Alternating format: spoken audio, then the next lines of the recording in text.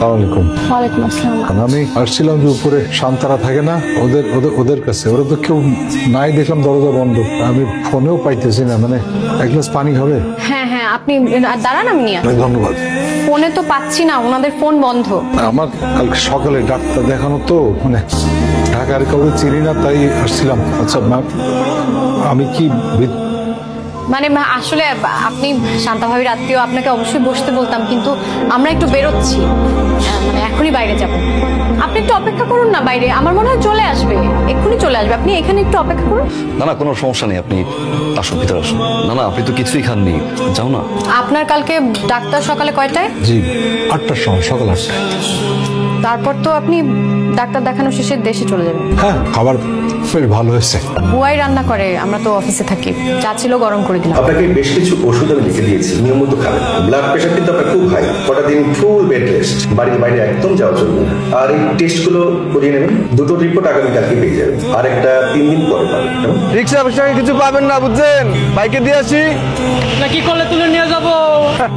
Madam, আমি বুঝি না এই সমস্ত বুড়ো মাল দিয়ে কি মার্কেট পাওয়া যাবে? কচি মাল দিকে তাকান, কচি মাল। তোমার বলে আপনি কেন এটা করলেন? আপনি কে বলছে এটা করতে? আমার মায়ের যারা বলবো আমি চুপচাপ থাকবো? চলেন আপনি। হাজির কোথাকার, তুমি তো কিছু পারো না, আমি ছাড়া কে রান্না করবো? একই আমার তোমরা নাও। না না, বাস বাস, তোমাদের আব্বা আম্মা মানে বাপ মার ছবি টবি নাই?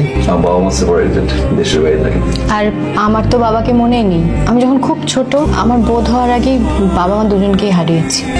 আরে আমি কালকে টিকিট কেটে দিচ্ছি, কখন যাবেন আপনি? আমি তো কালকে যাচ্ছি না। আরে কত বেলা হয়ে গেছে, খাওয়া দাওয়া করবে না? দুপুর অফিস, সারা রাত ধরে আপনি আমার প্যান্ট সেলাই করছেন কেন? কেন, তোর ছেঁড়া প্যান্ট ঠিক করে দিচ্ছি। এটা ডিজাইন, এটাই ডিজাইন, এটা ছিঁড়ে নাই। মানে কি এটা কিসের ডিজাইন হয়? এটা এত ছেঁড়া একটা প্যান্ট ডিজাইন তো ফালাই দেওয়ার কথা। অফিসে ঠিক মতো যাচ্ছি কিনা, অফিসে যাওয়ার সময় পানি নিচ্ছি কিনা, সকাল নাস্তা করছি কিনা, অফিস থেকে ফেরার পরে টায়ার্ড কিনা, লেবুর শরবত খাও, তো ছোটবেলা আমার বাবাই করতো। তুমি জানো, আমি এক্স্যাক্টলি এই কথাটাই ভাবছিলাম। সত্যি তো, আমাদের মাথার উপর তো কখনো কোনো মুরব্বীর ছায়া ছিলই না। উনি আসার পর থেকে কি পরিমাণ টেক কেয়ার করছে। আর আমার জ্বরের সময় যে সেবাটা করলো, ওটা না করলে মনে হয় উঠে বসতেই পারতাম না। অথচ আমি ওনার সাথে কত খারাপ ব্যবহার করেছি। আমার না খুব গিল্ট ট্রিপ হচ্ছে। শোনো না, ওনাকে আমাদের সাথে আর কিছুদিন থেকে যেতে বলি। সব ভাবি আবার কি মনে করবে। কি বলবে? রক্তের সম্পর্কই সবসময় সম্পর্ক হয় না, আত্মার সম্পর্ক মাঝে মাঝে বড় হয়ে যায়। আর এত বেশি কেয়ার করলে সে অ্যাটলিস্ট একটা ফোন দিত। ফোন করছে তোমাকে? সেটাই করি, ওনাকে আমাদের সাথে আর কিছুদিন থেকে যেতে বলি। কিন্তু একটাই প্রবলেম, আমাদের বাসাটা এত ছোট, উনি ওখানে ফ্লোরিং করে, আমরা রুমে খাটে ঘুমাই। আর ওনার সামনে দিয়ে চলাফেরা যাওয়া আসা, এটা তো একটা প্রাইভেসিটাও একটা প্রবলেম। দেখি 2 বেডের একটা বাসা পাই কিনা। একটা মানুষ সকাল সকাল ইউসুফগুলের ভুসি খাওয়ানোর একটা অভ্যাস করলো, তারপর এখন এটা আর নাই। একটা জিনিস অভ্যাস করানোর পরে তারপর এটা।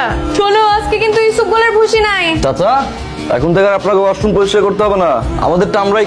আর শোনো, নাস্তাও আজকে আমি নিজেই বানাবো, কারো বানাতে হবে না।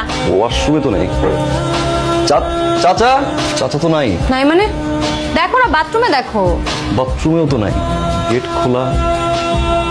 এই নাও, ইউসুফগুলের ভুসি নাও। কি, কোথায় গেল? প্রিয় সায়মন ও তামান্না, চিঠি। চিঠি? আমাকে দেখতে না পেয়ে যখন এই চিঠিটা পাবে, আমি তখন আমার বাড়ির উদ্দেশ্যে ছুটে চলার ট্রেনটার জানালা দিয়ে বাইরে তাকিয়ে তোমাদের কথাই ভাবছি। আমি তো বুঝি বাবার জন্য আলাদা ঘর আর বড় বাসা এক পাহাড় সমান বোঝা, তাই পালিয়ে এলাম। না বলে চলে গেল, এত বছর পর বাবাকে পেয়ে হারালাম। সত্যি উনি আসার পর আমি বুঝতে পেরেছি বাবার স্নেহ কি।